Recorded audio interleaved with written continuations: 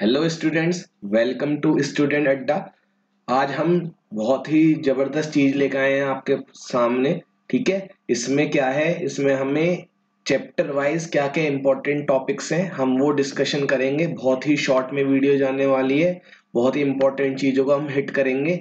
चलिए time waste ना करते हुए स्टार्ट करते हैं। ठीक है, ये आपके सामने मार्किंग स्कीम है कि कौन से चैप्टर का कितना वेटेज है।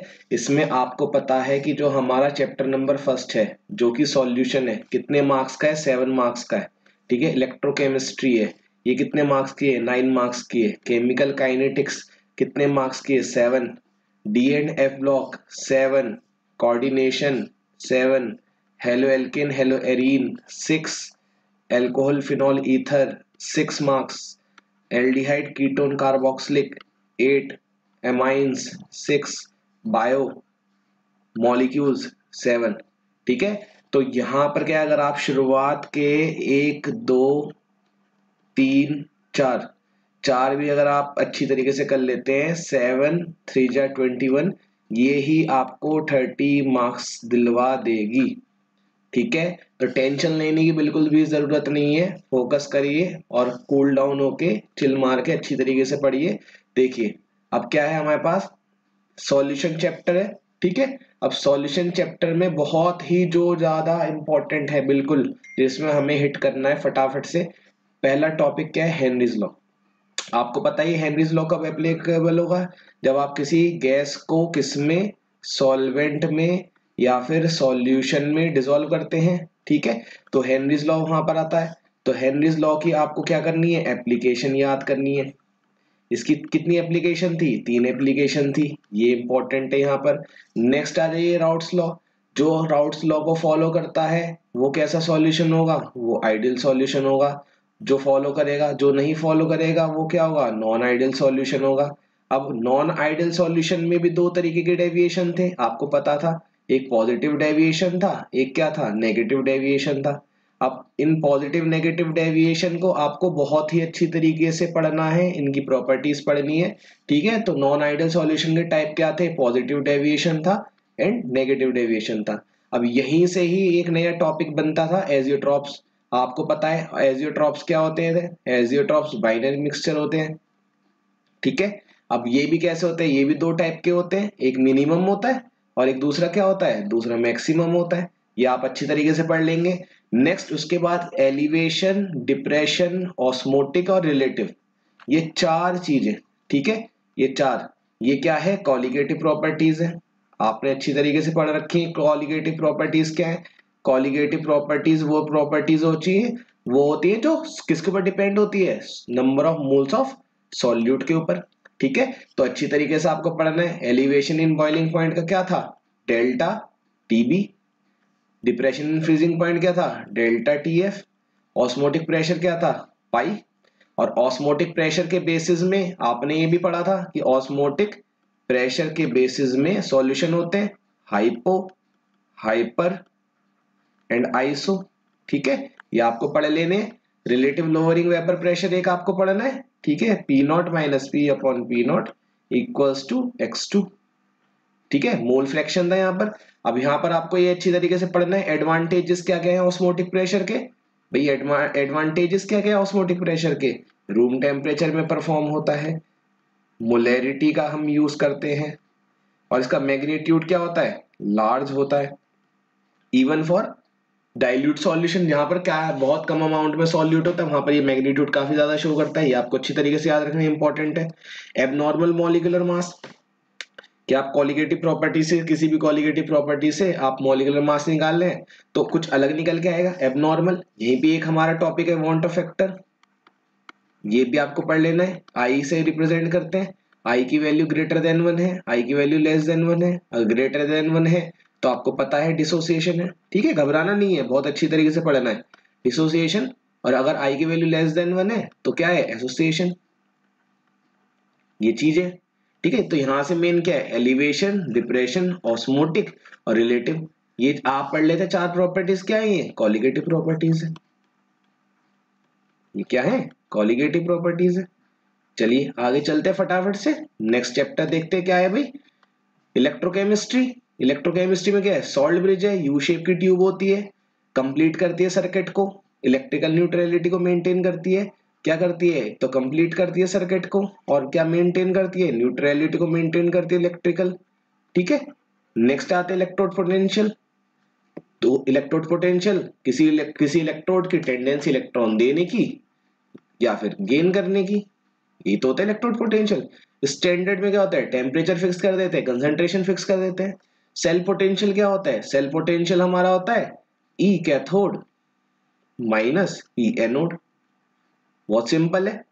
ठीक है, नस्ट इक्वेशन क्या थी, नस्ट इक्वेशन आपको अच्छी तरीके से याद है भाई। नस्ट इक्वेशन क्या है, ई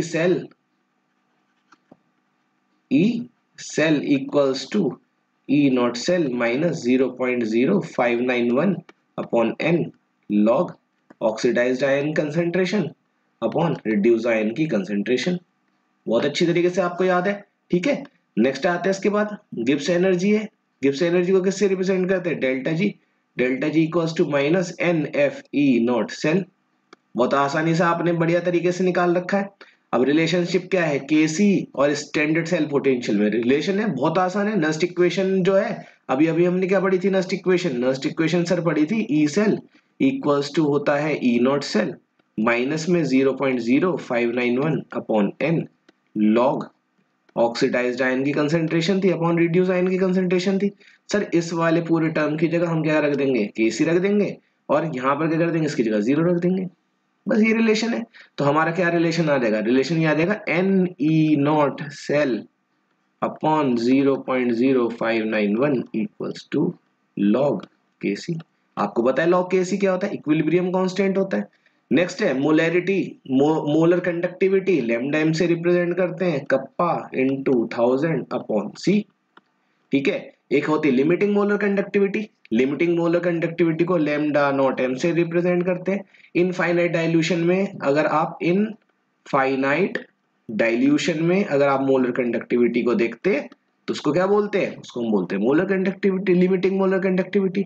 कॉलरैश लॉ ने क्या बोला है कि अगर आपको किसी चीज की लिमिटिंग मोलर कंडक्टिविटी निकालनी है, मान लीजिए एक कोई इलेक्ट्रोलाइट है NaCl, तो इसके जो आयंस है Na पॉजिटिव और क्या होगा Cl नेगेटिव, इसके जो आयंस हैं उनकी कंडक्टिविटी को ऐड कर दो, कॉलरैश लॉ, बहुत ही सिंपल है। ठीक है, डिग्री ऑफ डिसोसिएशन क्या होता है, अल्फा, डिग्री ऑफ डिसोसिएशन क्या होता है, alpha lambda M upon lambda not M. ठीक है, ये बहुत आसान है। डिसोसिएशन कांस्टेंट क्या होता है, k equals to C alpha square upon 1 minus alpha, ये रख देंगे आप। नेक्स्ट आ जाते हैं फराडे का फर्स्ट लॉ क्या है, W equals to Z I T. Faraday का सेकंड लॉ क्या है, W2 upon M2, W1 upon W2 equals to M1 upon M2। Simple है। मरकरी सेल कहां पर इनका यूज है, इनकी एनोड की रिएक्शन, इनकी कैथोड की रिएक्शन, लेड स्टोरेज की एनोड, कैथोड की रिएक्शन। फ्यूल सेल, इसका इंपॉर्टेंस और क्या एडवांटेजेस है, ये अच्छी तरीके से आप पढ़ना। ठीक है, यहाँ पर इलेक्ट्रोकेमिस्ट्री का ये होता है। चलिए आगे फटाफट से देखते हैं आगे क्या है भाई नेक्स्ट चैप्टर में। नेक्स्ट चैप्टर में क्या है, chemical kinetics, rate law, rate constant के बारे में पढ़ना है। इसमें आपको पता है कि जैसे A प्लस बी है, क्या बन रहा है, प्रोडक्ट बन रहा है, तो हमारा जो रेट होगा वो इक्वल्स टू क्या होगा, K product of A and B। भाई यही तो है रेट लॉ, ये जो क्या है रेट कांस्टेंट है। यहाँ पर पावर जो होगी XY उसको जोड़ दो, ऑर्डर ऑफ रिएक्शन निकल जाएगा। मॉलिक्यूलरिटी क्या होती है, कितनी नंबर ऑफ स्पीशीज पार्टिसिपेट कर रही है रिएक्शन में, नंबर ऑफ स्पीशीज ने पार्टिसिपेट करा केमिकल रिएक्शन में। इंटीग्रेटेड रेट इक्वेशन दो टर्म में होती है, जीरो में होती है और भाई किस में होती है, फर्स्ट में होती है, जीरो और फर्स्ट में होती है। अब आपको हाफ लाइफ के बारे में और पता होना चाहिए। ठीक है, हाफ लाइफ जैसे फर्स्ट ऑर्डर के टर्म में 0.693 अपॉन के होता है, और ऐसे रेट कांस्टेंट की वैल्यू कैसे निकलती है, 2.303 upon T log initial concentration of reactant upon final, या फिर A upon A minus x भी यूज करते हैं। सिंपल है बहुत, इसके ऊपर आप न्यूमेरिकल करेंगे। यहीं पर एक टर्म फर्स्ट ऑर्डर रिएक्शन आ गई, x प्लस वाई का सम 1 आता है, तो आप क्या बोलेंगे उसे, फर्स्ट ऑर्डर रिएक्शन बोलेंगे। हाफ लाइफ अभी हमने डिस्कस करी है कि रिएक्टेंट को अपनी ओरिजिनल कंसंट्रेशन से आधा होने में जो टाइम लगेगा, जो टाइम लगा उसको क्या बोलेंगे, हाफ लाइफ। अब एक यहां पर था टर्म, एक यहां पर एक कॉन्सेप्ट आता है स्यूडो फर्स्ट ऑर्डर रिएक्शन। भाई स्यूडो फर्स्ट ऑर्डर रिएक्शन क्या होती है, स्यूडो फर्स्ट ऑर्डर रिएक्शन ये ट्रूली फर्स्ट ऑर्डर नहीं होती है, सेकंड ऑर्डर रिएक्शन को फर्स्ट ऑर्डर रिएक्शन मान लेते हैं अंडर सम कंडीशन, तो हम इसे स्यूडो फर्स्ट ऑर्डर रिएक्शन बोल देते हैं। इसका एग्जांपल आप याद कर लेंगे, ठीक है। आर्हीनियस इक्वेशन, आर्हीनियस इक्वेशन के एक्टिवेशन एनर्जी से रिलेटेड है। अब एक्टिवेशन एनर्जी से रिलेटेड है, आर्हीनियस इक्वेशन क्या होगा, log k2 upon k1 equals to EA upon 2.303 R bracket में 1/T1 माइनस 1/T2। ठीक है, ये अच्छी तरीके से आपको पढ़ लेना है, यहाँ पर बहुत ही आसान है। ठीक है, चलिए आगे देखते हैं, आगे क्या है। आगे हमारे पास D and F block elements. भाई जनरल कैरेक्टरिस्टिक्स में क्या क्या पढ़ना है, जनरल करेक्ट। अब आपको पहले ये पता होना चाहिए कि आपके जो ये डी ब्लॉक है इसमें 4 सीरीज है, 3D 4D 5D and 6D। 3D याद कर लो, काम चल जाएगा आपका बहुत अच्छी तरीके से। इनकी कैरेक्टरिस्टिक्स क्या होती है, एटॉमिक रेडियस लेफ्ट से राइट जाने में साइज छोटा होता है, मेल्टिंग पॉइंट इनका हाई होता है, आयनेशन एंथैल्पी ज्यादा लगती है left to right, variable oxidation state show करते हैं, इलेक्ट्रोड पोटेंशियल इनका नेगेटिव होता है, मैग्नेटिक प्रॉपर्टी डाया और पैरा शो करते हैं, अधिकतर पैरा होते हैं, कुछ डाया शो करते हैं। जिनके पास अनपेयर्ड इलेक्ट्रॉन्स होंगे और एक है जिनके पास अनपेयर्ड इलेक्ट्रॉन नहीं होंगे। ठीक है, जिनके पास अनपेयर्ड इलेक्ट्रॉन होंगे वो कैसे होंगे, पैरामैग्नेटिक, और जिनके पास पेयर्ड होंगे सारे के सारे कैसे होंगे, डायामैग्नेटिक। डाया वाला मैग्नेटिक फील्ड को क्या करेगा, रिपेल, पैरा वाला क्या करेगा, अट्रैक्ट। बहुत सिंपल है। फॉर्मेशन ऑफ कलर्ड कंपाउंड में आप देख लीजिए जिसके पास अनपेयर्ड इलेक्ट्रॉन्स होंगे वो क्या करेगा, वो करेगा D transition. Simple. Formation complex करते हैं, क्यों करते हैं formation of complex, formation of complex इसलिए करते हैं क्योंकि इनका एक तो साइज छोटा होता है, वैकेंट डी ऑर्बिटल होता है, हाई ऑक्सीडेशन स्टेट होती है। भाई सिंपल है। कैटालाइटिक प्रॉपर्टी भी शो क्यों करते हैं, कॉम्प्लेक्स बनाते हैं, वेरिएबल ऑक्सीडेशन स्टेट शो करते हैं। इंटरस्टिशियल कंपाउंड क्यों बनाते हैं, क्योंकि इनके क्रिस्टल लैटिस में स्पेस होता है। एलॉय क्यों फॉर्म करते हैं, क्योंकि सेम साइज होता है। Potassium permanganate K2Cr2O7, potassium dichromate और पोटेशियम परमैंगनेट KMnO4। ठीक है, इनकी एसिडिक मीडियम में, एसिडिक मीडियम में रिएक्शन और बेसिक मीडियम में रिएक्शन आपको पढ़ लेनी है और इनकी प्रिपरेशन पढ़ लेनी है। ठीक है, नेक्स्ट आते हैं inner transition element. Inner transition element क्या होते हैं, हमारे एफ ब्लॉक एलिमेंट होते हैं। अब एफ ब्लॉक में भी 2 सीरीज होती है, 4F सीरीज और 5F सीरीज। अब यहाँ पर आपको वही सारे प्रॉपर्टीज जैसे ट्रांजिशन एलिमेंट्स की है, यहाँ पर क्या है, यूजेस पढ़ लेने आपको और कंपैरिजन पढ़ लेना लेंथेनॉइड और एक्टिनॉइड के बीच में। भाई एक्टिनॉइड सारे के सारे क्या होते हैं, रेडियो एक्टिव होते हैं, लेंथेनॉइड नहीं होते, जबकि लेंथेनॉइड जो होते हैं कम ऑक्सीडेशन स्टेट शो करते हैं, ये ऑक्सीडेशन स्टेट क्या करते हैं, कम शो करते हैं, और एक्टिनॉइड जो होते हैं ऑक्सीडेशन स्टेट ज्यादा शो करते हैं। इसमें एक चीज आपको और पढ़नी है, लेंथेनॉइड कॉन्ट्रैक्शन। भाई लेंथेनॉइड कॉन्ट्रैक्शन क्या होता है, बहुत आसान है कि 4F सीरीज में एटॉमिक नंबर का बढ़ना और साइज का छोटा होना। साइज क्यों छोटा होता है, इम्परफेक्ट शील्डिंग करते हैं, imperfect shielding, imperfect shielding by 4F electrons. अगर पूछा जाए लेंथेनॉइड और एक्टिनॉइड में कौन किसका साइज छोटा होगा तो कह देना एक्टिनॉइड का छोटा होगा, उसमें और ज्यादा पुअर इम्परफेक्ट शील्डिंग होती है और वीक क्या होती है, इम्परफेक्ट शील्डिंग होती है। तो अब जब इम्परफेक्ट शील्डिंग होगी तो न्यूक्लियर चार्ज बढ़ेगा, न्यूक्लियर चार्ज बढ़ेगा तो साइज छोटा होगा, न्यूक्लियर चार्ज बढ़ता है तो साइज क्या होता है, छोटा होता है। तो न्यूक्लियर चार्ज क्यों बढ़ा, इम्परफेक्ट शील्डिंग में से। सिंपल, बहुत आसान है। ठीक है, चलिए नेक्स्ट आगे चलते हैं। Coordination compound. भाई कोऑर्डिनेशन कंपाउंड में क्या है, कोऑर्डिनेशन कंपाउंड में एक आएगा टर्म आपके पास डबल सॉल्ट। भाई डबल सॉल्ट क्या होता है, 2 सॉल्ट से मिलके बनते हैं, एग्जांपल है मोर सॉल्ट, टूट के कंप्लीट आयन में टूट जाते हैं। डेंसिटी क्या होती है, भाई लिगेंड क्या होता है, लिगेंड वो होता है जो सेंट्रल एटम से जुड़ता है। अब सेंट्रल एटम से वो कितने बॉन्ड बना रहा है, एक बना रहा है तो मोनो, अगर 2 बना रहा है तो डाई या बाई, और 2 से ज्यादा बना रहा है तो पॉलीडेंटेट।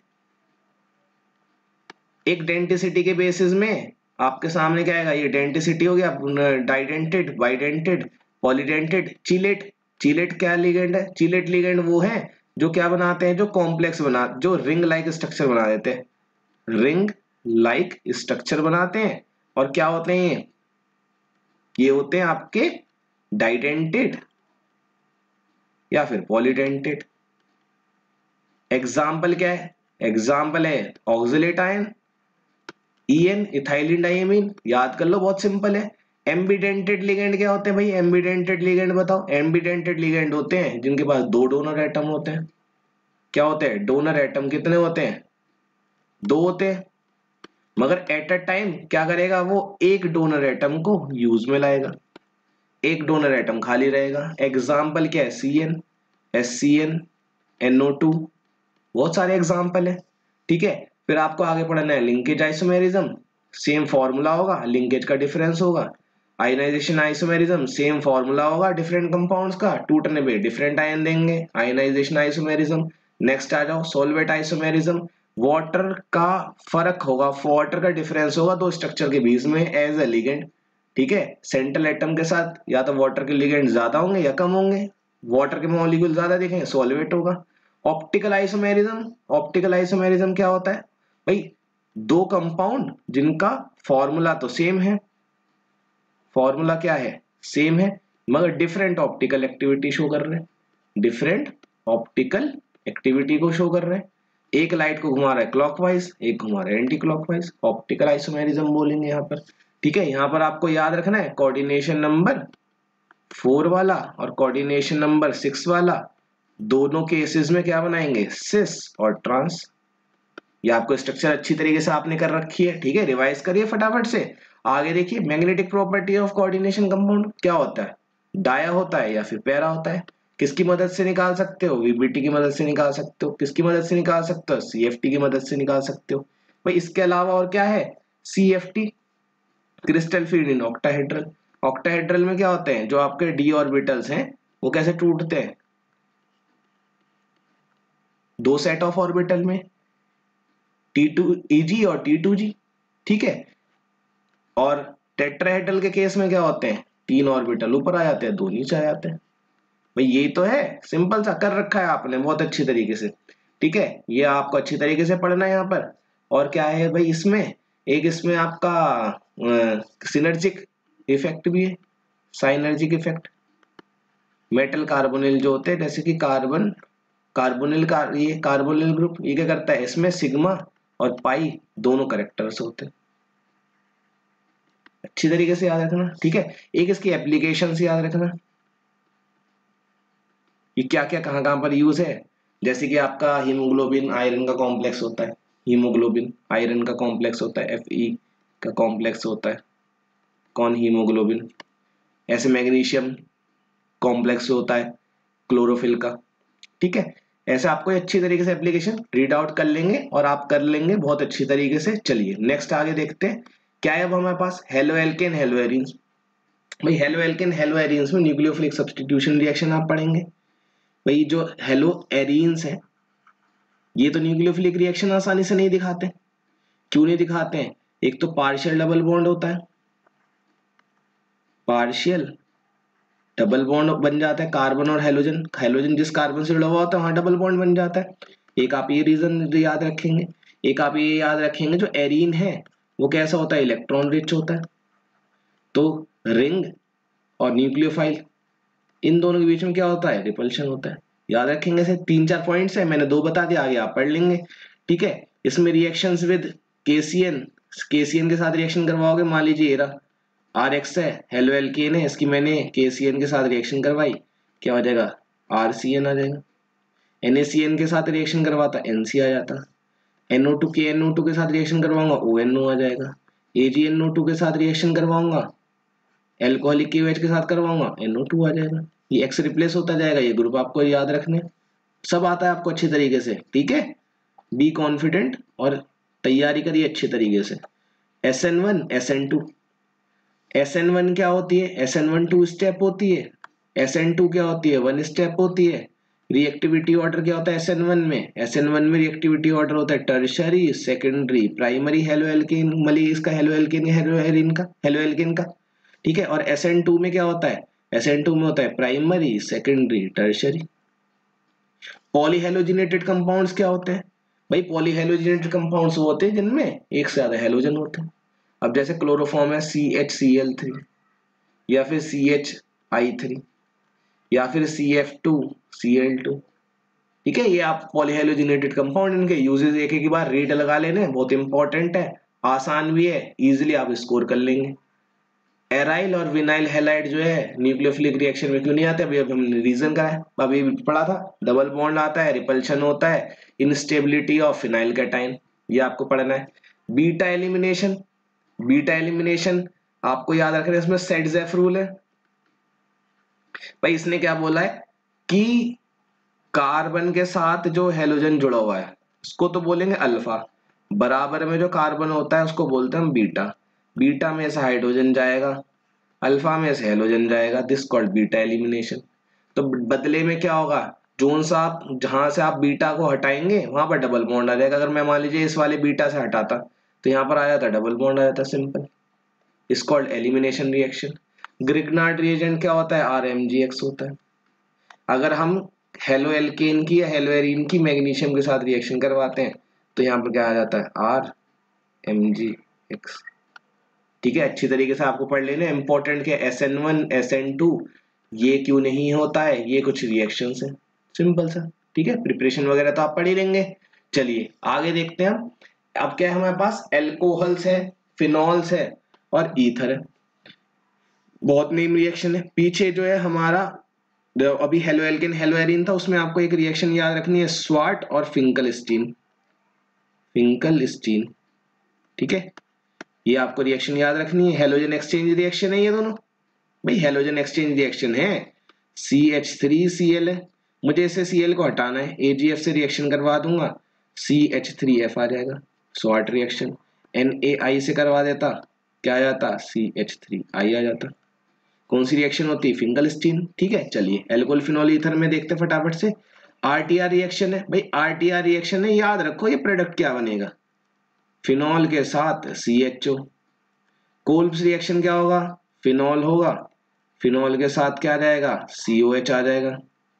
विलियमसन सिंथेसिस क्या है? बहुत आसान है, आता है बेटा आपको, RONA। यहां पर क्या बन जाएगा? ROR। ईथर बनाने की प्रिपरेशन, उस मेथड को विलियमसन सिंथेसिस।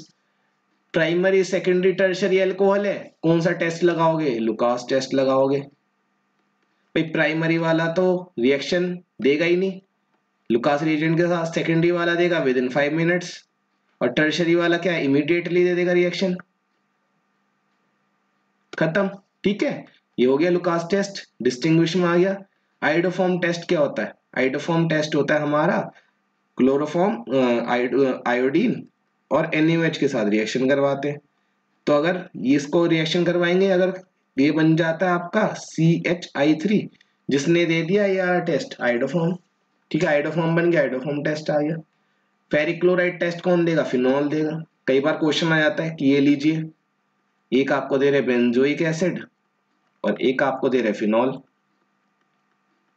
बताइए कौन सा क्या टेस्ट देगा? तो आप बोलोगे कि ये फेरिक क्लोराइड टेस्ट देगा, तो यहाँ पर क्या आएगा? वॉयलेट कलर आएगा। ये टेस्ट नहीं देगा। 3 मैकेनिज्म है, डिहाइड्रेशन ऑफ एल्कोहल है, हाइड्रेशन ऑफ एल्कीन है। एक तो आपको डिहाइड्रेशन, ये तो मोस्ट मोस्ट मोस्ट इंपॉर्टेंट है। CH3CH2OH को in presence of acid 443 kelvin में हीट करेंगे, CH2 डबल बॉन्ड CH2, ये होती है डिहाइड्रेशन, वाटर का मॉलिक्यूल निकल जाना। इसकी मैकेनिज्म बहुत ही अच्छी तरीके से याद कर लेना। एक आपको याद रखनी है कि 2 जब हम एल्कोहल के मॉलिक्यूल ले लेते हैं और इन प्रेजेंस ऑफ एसिड और 413 केल्विन में हीट करोगे तो बन जाएगा CH3 CH2O CH2 CH3, क्या बन गया? ईथर। यहां पर भी क्या निकलता है? वाटर। एक होता है हाइड्रेशन भाई, हाइड्रेशन का मतलब क्या होता है? जुड़ना। एल्कीन लीजिए, मैंने एल्कीन बना दिया, एक एग्जांपल ले लिया, जरूरी नहीं है इथीन हो, क्या पता प्रोपीन दे दे, ब्यूटीन दे दे। अब इसकी आप वाटर के साथ रिएक्शन करवा दीजिए इन प्रेजेंस ऑफ एसिड, एक में H आके जुड़ जाएगा, एक में OH आके जुड़ जाएगा। आपको याद रखना है CH3CH2OH, एल्कीन से अल्कोहल का बन जाना, हाइड्रेशन, वेरी वेरी इंपॉर्टेंट। ठीक है, ये अच्छी तरीके से आप याद रखेंगे। चलिए आगे चलते हैं। आगे क्या है, आगे है aldehyde ketone and carboxylic acid. Rosenmund reaction है। रोसनमुंड रिएक्शन क्या है, PDBASO4 लेंगे, रिएजेंट में लिख दे रहा हूं। स्टीफन में क्या लेंगे, SN और HCl लेंगे। गेटरमैन में क्या लेंगे, COAlCl3 लेते हैं। फ्रीडल क्राफ्ट में क्या लेंगे, आपका एसाइलेशन है तो RCOCl और AlCl3 लेते हैं। न्यूक्लियोफिलिक एडिशन रिएक्शन में क्या होगा, HCN के साथ रिएक्शन करवाएंगे, कीटल बनवाएंगे। ठीक है, इसके अलावा हेमीएसिटल बनवाएंगे, सेमी कार्बाजोन बनवाएंगे, ये तो इसमें आएगी न्यूक्लियोफिलिक सेमी कार्बाजोन। ठीक है, फिनाइल हाइड्रोजन ऑक्साइम, ये सारी चीजें इसमें बनवाई जाएंगी। टॉलेंस, ये न्यूक्लियोफिलिक एडिशन रिएक्शन ये 2 बार रिपीट हो गया, यहाँ पे इसे काटते हैं। ठीक है, टॉलेंस टेस्ट, टॉलेंस में क्या होता है, सिल्वर मिरर आएगी। फेलिंग टेस्ट में क्या होगा, कॉपर ऑक्साइड बनेगा, रेड कलर का बनेगा। दोनों के दोनों क्या है, ऑक्सीडेशन है, और कैसा, mild oxidation. Aldol condensation, Cannizzaro reaction, ये दोनों आपको याद रखनी है। भाई कैनिजारो में अल्फा हाइड्रोजन नहीं होगा, एल्डोल कंडेंसेशन में अल्फा हाइड्रोजन होगा। एल्डोल, एल्डिहाइड और कीटोन, एल्डिहाइड और अल्कोहल, एल्डिहाइड का मतलब है CHO, अल्कोहल का मतलब है OH, ये दोनों आपको प्रोडक्ट में दिखेंगे एल्डोल कंडेंसेशन में। ठीक है, एसिडिक स्ट्रेंथ, कार्बोक्सिलिक एसिड, अगर आपका इलेक्ट्रॉन डोनेटिंग ग्रुप होता है, इलेक्ट्रॉन डोनेटिंग ग्रुप होगा तो एसिडिटी को क्या कर देता है, वो कम कर देता है। और इलेक्ट्रॉन विदड्रॉइंग ग्रुप होता तो क्या कर देगा, वो एसिडिटी को क्या कर देगा, बढ़ा देगा। HVZ रिएक्शन आपको याद कर देनी है। और टेस्ट फॉर कार्बोक्सिलिक ग्रुप, इसमें आप क्या करवा सकते हैं, बेकिंग सोडा के साथ रिएक्शन करवाएंगे, बहुत सिंपल है। ठीक है, चलिए आगे क्या है, आगे हमारे पास एमाइंस। भाई एमाइंस में अमोनोलाइसिस, बहुत इंपॉर्टेंट। अमोनोलाइसिस क्या है, RX बॉन्ड को तोड़ देना with the help of ammonia का मॉलिक्यूल, तो क्या हो जाएगा, RNH2 आ जाएगा, इसको ammonolysis. Gabriel phthalimide, primary amine बनता है, प्राइमरी क्या बनेगा, एमीन बनेगा। सेकेंडरी और टर्शरी नहीं बना सकते आप, टर्शरी में स्टेरिक हिंड्रेंस, सेकेंडरी में स्टेरिक हिंड्रेंस नहीं बनेगा। ठीक है, आप एरोमेटिक एमीन भी नहीं बना पाएंगे, जैसे एनिलीन नहीं बना पाएंगे। क्यों नहीं बना पाएंगे, क्योंकि ये जो रिंग होती है, कहने का मतलब हेलो एरीन जो होते हैं, अभी अभी आपने हेलो एल्केन में पढ़ा, ये न्यूक्लियोफिलिक सब्स्टिट्यूशन रिएक्शन नहीं दिखाते, तो गैब्रियल थैलामाइड कैसे दिखा देंगे भाई। हॉफमैन रिएक्शन, रिएजेंट लिख देता हूं, Br2 प्लस KOH लेते हैं। इसमें क्या होता है हमारा, अगर हमारे पास एमाइड है तो एमाइड में जो CO कार्बोनिल ग्रुप है वो खत्म हो जाता है, क्या बन जाता है, एमीन बन जाता है। एमाइड से एमीन का बनाना, ऐसे याद रखो। बेसिक करेक्टर, बेसिक करेक्टर में आप क्या देखेंगे, गैस फेस में देखेंगे, लिक्विड फेस में देखेंगे। गैस फेस में टर्शरी सबसे ज्यादा बेसिक होगा, फिर सेकेंडरी, फिर प्राइमरी। अगर CH3 की सीरीज एक्वस मीडियम में देख रहे हैं तो सेकेंडरी, प्राइमरी, टर्शरी। और अगर यहाँ पर C2H5 है तो सेकेंडरी, टर्शरी, प्राइमरी। ये सीरीज आपको याद रखनी है। ठीक है, आगे आता है कार्बाइलएमाइन रिएक्शन। कार्बाइलएमाइन रिएक्शन में रिएजेंट क्या होता है, क्लोरोफॉर्म होता है, और क्या होता है, KOH होता है या NOH होगा, क्या बनेगा, आइसोसाइनाइड बनेगा। ऑफेंसिव स्मेल आती है। ब्रोमिनेशन में क्या है, अगर आपने ब्रोमीन वाटर से रिएक्शन करवाई, ब्रोमीन वाटर से, तो 3 Br ऐड हो जाएंगे ऑर्थो पैरा में। और अगर आपने Br2 in presence of CH2 करवाया तो आपको एक ऑर्थो मिलेगा, एक आपको पैरा मिलेगा। सल्फोनेशन का मतलब SO3H ग्रुप का जोड़ना, नाइट्रेशन का मतलब NO2 का जोड़ना।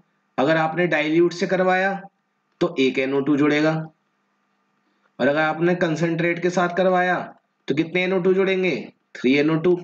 किसमें, अगर एनिलीन में अगर हम यहाँ पर मान लीजिए एनिलीन है या फिनॉल है, ठीक, एनिलीन है, ठीक है, यहाँ पर आपने क्या कर दिया, यहाँ पर आपने NO2 NO2 NO2, ठीक है, ये पिक्रिक एसिड बन जाएगा। याद रखना है आपको, प्राइमरी सेकेंडरी और tertiary, primary secondary tertiary amines को आप कैसे डिस्टिंग्विश कर सकते हैं बताइए। प्राइमरी सेकेंडरी और टर्शरी को हिंसबर्ग टेस्ट होता है, हिंसबर्ग टेस्ट होता है। इसमें क्या होता है सर, प्राइमरी वाला हिंसबर्ग रिएजेंट के साथ रिएक्शन करेगा, प्रोडक्ट बनेगा, वो प्रोडक्ट सॉल्यूबल होगा किसमें, एल्कली सॉल्यूशन में, एल्कलाइन सॉल्यूशन में क्या होगा, वो सॉल्यूबल होगा। सेकेंडरी भी रिएक्शन करेगा, मगर जो सेकेंडरी में हिंसबर्ग रिएजेंट के बाद जो रिएक्शन करवाने प्रोडक्ट मिला है वो इनसॉल्यूबल होगा किसमें, एल्कलाइन सॉल्यूशन में, इनसॉल्यूबल होगा किसमें, एल्कलाइन सॉल्यूशन में। और जो टर्शरी वाला वो रिएक्शन ही नहीं करता, बहुत आसान है। डाइजोनियम सॉल्ट क्या होता है, डाइजोनियम सॉल्ट होता है रिंग के ऊपर, बेंजीन रिंग के ऊपर क्या होता है, N2Cl। अगर आपने इसकी Cu2I2 के साथ करवा दी I आ जाएगा, HbF4 के साथ करवा दी F आ जाएगा, HNO2 के साथ करवा दिया NO2 आ जाएगा, ठीक है, NO2 सॉरी OH आ जाएगा।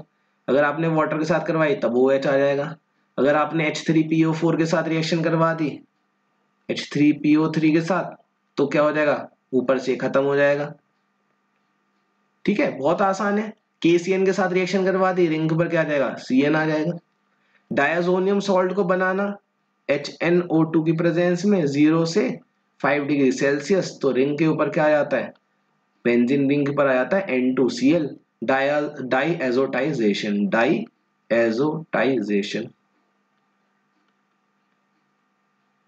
डाईएजोटाइजेशन में क्या है, डायजोनियम सॉल्ट का बनना, बहुत आसान है, ठीक है। नेक्स्ट आते हैं, अब बायोमोलिक्यूल्स है। भाई बायोमोलिक्यूल्स में क्या देखना है हमें, बायोमोलिक्यूल्स में देखना है reducing sugar, non reducing sugar. भैया जो रिड्यूसिंग शुगर होती है वो किससे रिएक्शन कर जाती है, फेलिंग से और टॉलेंस से, नॉन रिड्यूसिंग नहीं करता। रिएक्शन ऑफ ग्लूकोज पढ़ेंगे HI के साथ, हाइड्रोक्सिल एमाइन के साथ, ब्रोमीन वाटर के साथ। जैसे यहाँ पर नॉर्मल हेक्सेन मिलता है, हाइड्रोक्सिल इसके साथ ऑक्साइम मिलता है, ठीक है। ब्रोमीन वाटर के साथ क्या मिलता है, सैकरिक एसिड मिलता है, इसके साथ पेंटा एसीटेट मिलता है, पेंटा एसीटेट। नाइट्रिक एसिड के साथ सैकरिक एसिड मिल जाएगा। एनोमर ऑफ ग्लूकोज क्या होते हैं, ये मैं साइक्लिक स्ट्रक्चर बना रहा हूँ ग्लूकोज की। फर्स्ट कार्बन OH, एक बार ऊपर दिखाओ, एक बार आप OH को नीचे दिखाओ, अल्फा बीटा, ये क्या होते हैं, एनोमर्स होते हैं। इनवर्ट शुगर क्या होती है, इनवर्ट शुगर जैसे कि सुक्रोज, रिएक्शन के बाद इनका ऑप्टिकल रोटेशन का चेंज हो जाना, ठीक है। इनवर्ट का मतलब है कि मान लीजिए सपोज कि शुगर पहले क्लॉकवाइज थी, ऑप्टिकली एक्टिव कैसी थी, क्लॉकवाइज, रिएक्शन के बाद तो कैसी हो गई, एंटी क्लॉकवाइज, जिसको इनवर्ट शुगर, ठीक है। स्टार्च, स्टार्च क्या होता है, स्टार्च होता है पॉलीसेकेराइड, स्टार्च क्या होता है, पॉलीसेकेराइड होता है। भाई जो टूट के दो से ज्यादा सेकेराइड्स देता है पॉलीसेकेराइड्स होता है, दो चीजों से मिलके बनता है, एमाइलोज और एमाइलोपेक्टिन, एमाइलोज और एमाइलोपेक्टिन। एमाइलोपेक्टिन से हमारे जो बॉडी में ग्लाइकोजन होता है वो रिसेंबल करता है, क्योंकि ये कैसा होता है, ब्रांच स्ट्रक्चर होती है, ग्लाइकोजन भी कैसा होता है, ब्रांच होता है। स्टार्च को, भाई स्टार्च को क्या बोला जाता है, स्टार्च को ये स्टोरेज के लिए काम में आता है भाई, ग्लूकोज के प्लांट में। अब ऐसे हमारे बॉडी में कौन, एनिमल स्टार्च क्या होता है, ग्लाइकोजन। प्रोटीन है, अमीनो एसिड के बनते हैं, प्राइमरी सेकेंडरी टर्शरी और क्वाटरनरी होता है। भाई सेकेंडरी में फिर क्या होते हैं, अल्फा होता है, बीटा होता है, आपको पता है। और जब हम डीनेचुरेशन करते हैं प्रोटीन का तो क्वाटरनरी टर्शरी सेकेंडरी खत्म हो जाती है, कौन बच जाता है, प्राइमरी बच जाता है, ठीक है। डीनेचुरेशन, डीनेचुरेशन, नेचर को बिगाड़ देना, किसकी, प्रोटीन को। एग्जाम्पल क्या है, एग, एग को बॉईल कर दो, या फिर मिल्क, मिल्क का कर्ड बना दो, curdling of milk, curdling of milk, ठीक है, 2 हो गए ये एग्जाम्पल। इसके अलावा अमीनो एसिड्स आप पढ़ेंगे। कुछ अमीनो एसिड हमारी बॉडी में बनते हैं, कुछ नहीं बनते हैं। जो नहीं बनते हैं उनको क्या बोलते हैं? असेंशियल। ठीक है, इसके अलावा आपका क्या है यहाँ पर, दो अमीनो एसिड किससे जुड़ते हैं? 2 अमीनो एसिड जुड़ते हैं पेप्टाइड बॉन्ड से। पेप्टाइड बॉन्ड किस में होगा? पेप्टाइड बॉन्ड होगा सर अमीनो एसिड में। ऐसे 2 सैकराइड्स जुड़ते हैं, 2 सैकराइड्स आपस में जुड़ते हैं, उस बॉन्ड को क्या बोलते हैं? उस बॉन्ड को बोलते हैं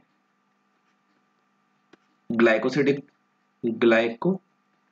बॉन्ड। 2 न्यूक्लियोटाइड आपस में जिस बॉन्ड से जुड़ते हैं उसको क्या बोलते हैं? Phospho diester linkage. सिंपल सा। ठीक है, अब यहां पर क्या है आपका, एक चीज आती है न्यूक्लिक एसिड। पता है आपको अच्छी तरीके से न्यूक्लिक एसिड क्या होता है? DNA RNA. आरएनए में क्या होता है? यूरेसिल होता है। डीएनए में एडेनिन, गुआनिन, साइटोसिन, थाइमिन।